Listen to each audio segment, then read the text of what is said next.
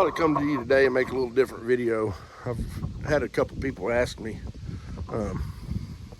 about how to start a homestead or how to make the decision of doing it. So I thought I'd just come to you and kind of make a short video on how we got started and what we thought it was going to take. So I'll just jump right off into it. Just tell you, the first thing to do is make the decision you want a homestead. It wasn't really a hard decision for us, but once we decided that's what we wanted to do, then we just took off doing it. Let me get over here in the sun a little bit where it's a little bit warmer. You see, we still got some snow on the ground. But anyways, once we decided to homestead, it just seemed like the right thing to do, so we jumped off in it. But some of the things you need to think about when you're going to homestead is where you're going to homestead at. If you're going to have a true homestead where you live off grid, you don't have utilities, all that stuff. And I'm not saying that a place without utilities and a water well or water utilities is a true homestead, and I'm not saying one with isn't a homestead. I'm just you need to decide how you want to do it. So we started off by finding a patch of land. You could do this however you want to. You could find somebody that's got land that'll do an owner finance or a rent to own type deal. You could find land and go through a bank to buy the land. It's up to you on how you want to do it. So we found a real estate company here in Oklahoma that did that sold land, and they did in-house financing. So that's how we financed our land. We bought 12 acres. Another thing you want to kind of look at, if you plan on doing the homesteading thing and you're not going to build a house or put a double wide on it, or you need to find land that's unrestricted. Then you can do whatever you want on it. So we found 12 acres, signed the papers on it, bought it, and it was ours. Or we're paying payments on it, but it's ours in all intents and purposes. So once you got your land, you find out how you're going to finance your land, if you're going to pay cash for it, finance it, or what. Next thing I feel like is the most important thing is shelter. You could do this one or two ways. You could build you a little cabin, build you a little tiny house. I see people all the time getting those already built, pre-built sheds, turning them into a house. We had a camper, so that's what we used. We moved our little bumper pool camper out to our property, and we started living on it. We started living in the camper on our property. So that covered our shelter. So to me, that's the most important thing you need is a shelter. Second thing that I feel like you need as far as living on your property is water. Water is an everyday necessity. You've got to have it.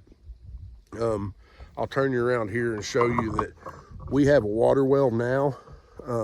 When we first got the property, we moved out here, we didn't have a water well. So we went about 2 years without having a water well.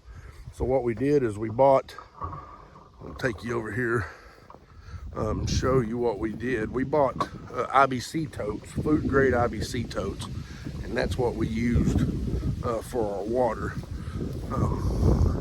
Just 2 of them, and I tied a pressure pump into it, tied it into our camper, and that's what we did as far as water goes. We hauled our water every day, or every time we needed it. We'll take you over here and show you our little setup for hauling it. Those 2 totes would last us about a month, give or take. Right behind me is an old pickup bed trailer with another IBC tote in it. So I would fill that. I would go to a town over that had a water well. I would fill that, come back, fill 1 tote, go back, fill it again, come back, fill the other tote. And that's how I kept water on our property. So that's to me, that's the second most important thing is water. I don't know that that's everybody's everybody's important thing, but that was ours. So water, you could do that however. Now that water we didn't drink. We just used it for showers, dishes, laundry, our toilet, stuff like that. So we didn't drink that water. You could also do a rain catchment system, depending on what part of the world you live in. We live in Oklahoma. We live in eastern Oklahoma, so it's quite a bit of rain here. So we caught some water, but we didn't catch enough to survive off of. So we went 2 years with the totes, doing hauling water and all that. We bought bottled water to drink and cook with till we got the well drilled. So now we're living off the well. The third thing I think that's probably the most important is what you're going to do for electricity. I know most people say, oh, you're homesteading, you don't need electricity, blah, blah, blah. That's not true. You still need cell phones. You still need a way to communicate with people. And there's some things that you don't want to take out of your everyday life. And being able to charge laptops, for me to be able to make videos, my son doing homework, stuff like that, we needed. So for the first 2 years that we were homesteading, we didn't have electricity. We were off grid, so we used solar panels. And solar panels you could go as cheap as you want on them to the most expensive solar panels there are out there. And you could even build solar panels that will power your whole home and live off of those. And that's great if that's what you want to do, but you're looking at a lot of money. So we just did a 500 watt. I had 5 solar panels, 100 watt each, 4 batteries, a 2000 watt inverter where we could charge phones, charge a computer, plug in a TV, a DVD player to watch movies, for entertainment, stuff like that. So that's what we did for electric.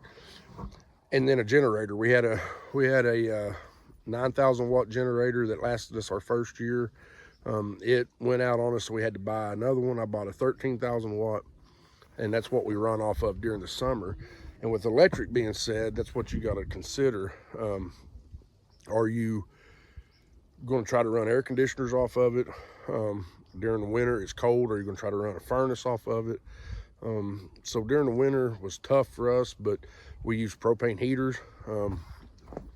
As far as I'm concerned, propane is the safest to use. So we use propane heaters during the winter time. Summertime, we tried to stay outside as much as we could because these campers get like hot boxes during the summertime. So we stayed outside as much as we could. And then at nighttime, we'd run the generator through the night to be able to power the air conditioner. So those are things you got to think about if you're going to homestead. Are you going to homestead and be comfortable not having air conditioner, be comfortable not having the heaters, what you're going to do for heat, what you're going to do for air, stuff like that. So we are on grid now. We are on the local electric service. Hence one of the reasons we changed our YouTube page from Rockin' H Homestead to Hines Family Farm. We feel like now that we're on grid, we got water, we got electricity, that we're not really homesteading per se anymore. But in a sense, we still are. We're still doing animal things. We're building our house by our own. We're still trying to figure out everyday problems that arise. So I feel like that's part of homesteading. So to me, those are the 3 basic, four main things you need. You need shelter, land, electricity, and water. You don't have to do it in my order. That was just the order we did it in. So now we're at the point where we're building our house and all that stuff. The main thing with homesteading is you just got to make the decision that's what you want to do.